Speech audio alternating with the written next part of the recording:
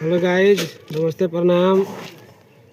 आज सोमवारी है इसीलिए स्कूल में नहीं गए थे क्योंकि सब लड़के सब व्रत करती है। तो आज अपने गांव में भाजा बेचने के लिए आए हैं।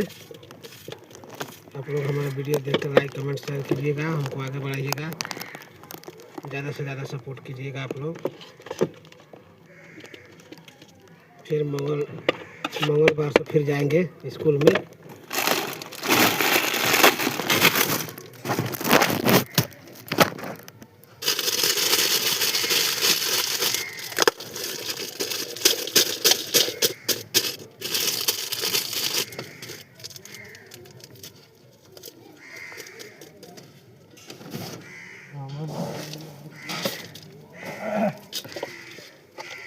ठीक है भाई।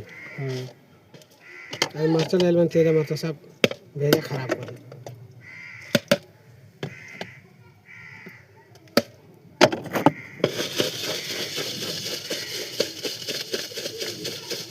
इतना ना साला ये जो कोई आते रहा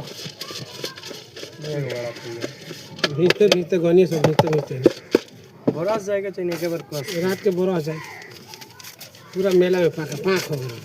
कल पिछला वगैरह से तक ऐसी ये कर ले पाक बुझा तो रोपनी करे आदमी साफ लइके फनिए देला बना हम ना बन चाय डाला सा